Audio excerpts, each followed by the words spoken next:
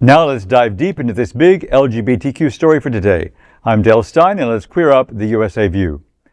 Under fire over Uganda ties, Mamdani leans into LGBTQ advocacy. On National Coming Out Day, Democratic mayoral candidate Zohran Mamdani used the moment to spotlight LGBTQ rights and to address criticism over his ties to a Ugandan official behind anti-gay laws. In a new campaign video, Mamdani declared, quote, "New York will not sit idly by while trans people are attacked," end quote. Speaking at a spirited Gays for Zohran rally in Greenwich Village, he urged, quote, "We have to stand up for queer New Yorkers every single day," end quote. I'm on the Christopher Street Pier, or as it was called in Sylvia Rivera's day, the Christopher Street Docks. In the 1970s, homeless queer New Yorkers had been pushed to the margins of a hostile society. But it was here, on the physical margins of our city, that they found a home. Sylvia was one of those New Yorkers. She arrived here at the age of 11, where she immediately landed in the center of the gay rights movement. She befriended the legendary Marsha P. Johnson, protested at Stonewall, and led marches for equality. But even among the queer community, trans New Yorkers were excluded. Rivera and others were discouraged from walking in pride, their participation erased from Stonewall history. I believe in us getting our rights, or else I would not be out there fighting for our rights. This cruelty took a toll. Rivera developed a substance abuse problem and was often homeless. When she had nowhere left to turn, she would sleep here, waves lapping nearby.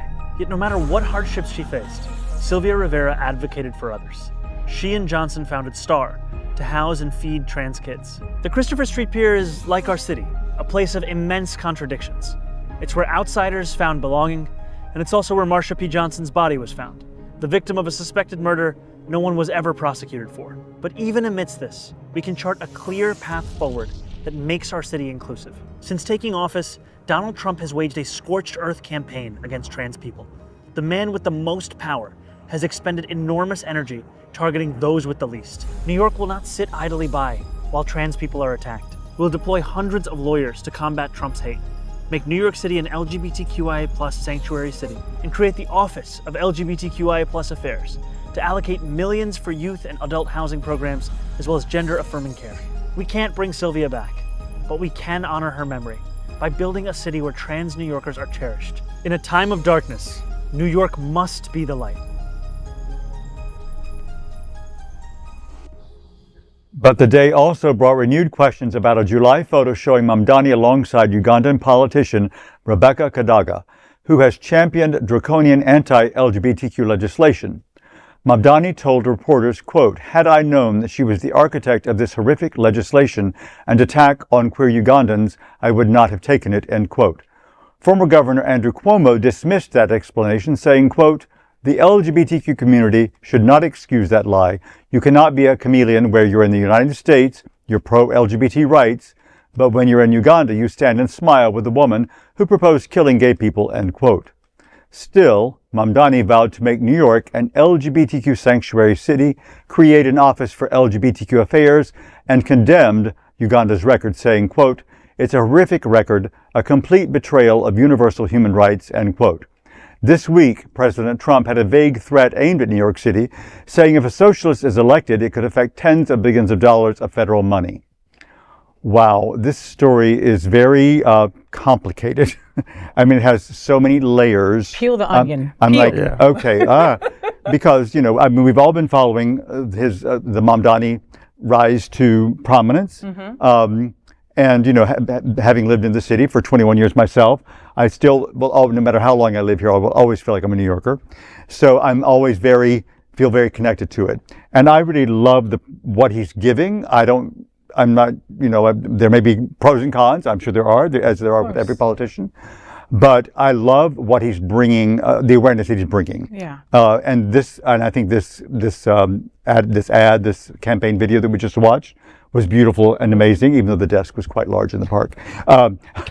We had to say something. I mean, you know, of course. but wow, to bring these icons, these heroes, these true legends of our community into the light, and especially when there's so many people in our community who don't know about them, and who are disrespectful of the entire trans community. So there are just so many layers and so many topics. And this Ugandan thing, about which the story is really based, right? I mean, it does seem kind of hard to believe, I'm just being honest, that he wouldn't be aware of this. Because, when you're running for office, you are really hypersensitive. Hypersensitive. You don't even have a cocktail in your hand. You're like, make sure you find your cocktail. Yeah, but not always, because when you're running for something, you're also shaking the hands and kissing the babies so it's of countless people. How many pictures do you take sometimes, Dale? Well, I'm not running for office. I'm not running for office. No, my love. No, but I'm saying, like, you will take a picture with an unknown person. Oh, it happens all of a sudden, you'll be in the like, photographer like throws somebody in there. Like, I'm like, I don't know this person. No, it's happened. And then later, like, I'm like, oh my God, that was like somebody. Lady Bunny was running around, and I was like, oh hell no, I'm not taking a picture with you. And every photographer was like, Faye, can you take a picture with Lady Bunny? And I go, I have to go to the bathroom. So it's probably, you understand? So it's probably he was there, and absolutely, I agree. You know what I mean? It's absolutely true. But also you also have to be a little more careful. You know what I mean? The video was beautiful. The fact that yes, maybe a lot of people don't know about our trailblazing sister that was fighting for us years ago, Sylvia Rivera. So I love that she was the focal point of the story of the video. And when he was talking about her, I looked over to Dale and I go, and she died in those same piers, right? Because that's our history, and our history is being erased at every turn. So this makes this video even smarter for him, right? And even more important, right? First of all, Andrew Cuomo, shut the hell up. Right, bye. All right? With all the things that you've done against women, and you're talking shit. I'm surprised there's not an Epstein picture of you, my friend. So I'm sure there is. Ahmed Fawad, like, come on, but I loved what Mamdani was saying. I'm gonna have hundreds of lawyers ready to fight against these anti-trans things. Yes, let's do that. We're gonna have a DEI office right here in New York. Yes.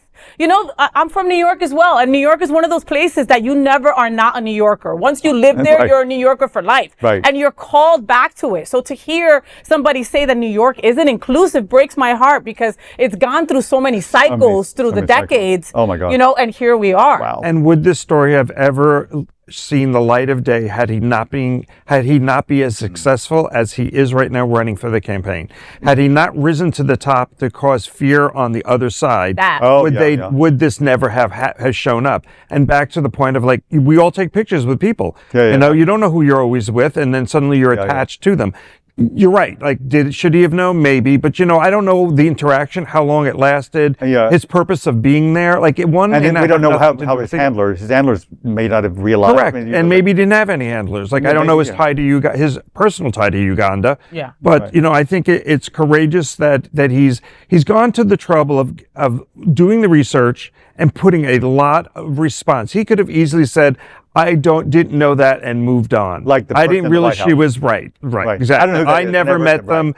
I was just a photo, but he didn't do that. He actually owned it, and he got out there in public into New York and made a video that if he doesn't stand behind after he's elected, he's done it.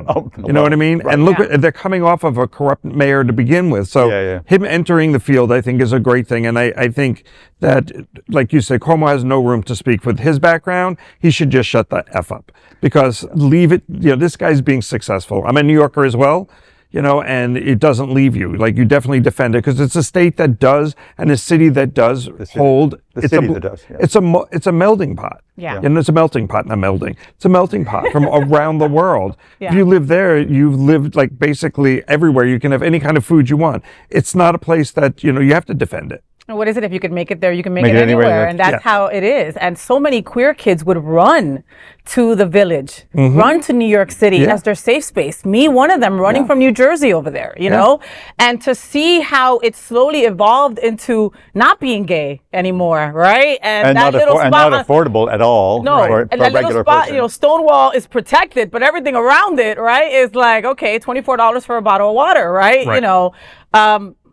He's trying. Right? I mean, And that's where you got to give him credit, because he is trying. Not easy. I give him a couple of extra stars because I've never seen that video before. I didn't know that much about him. And I will say this, being a native Texan, but actually was smart and actually took a little 6-year jaunt to New York City, lived in New York City, and then came down to Florida. But I get what you're saying about the fact that a city official is trying really hard to connect with the gay community, the trans community, the queer community, willing to speak about and bring back up to the forefront in the light the gay culture, our history, the traumas in our history, because they are irrelevant. We're speaking about Gen Z nowadays, and they may not remember what we went through 50, 60 years ago. So I really give him a couple of stars. I have to take one of those away, because that picture I think that's a little odd to me that he didn't have a handler or he didn't have somebody that was willing to just kind of give him a heads up.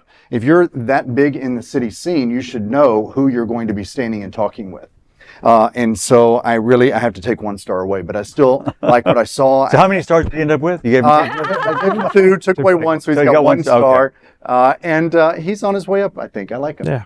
I love that. Well, that is the big LGBTQ story for today. There is no other queer nonprofit media platform like this in the entire world. Support our LGBTQ stories by subscribing and sharing Queer News Tonight.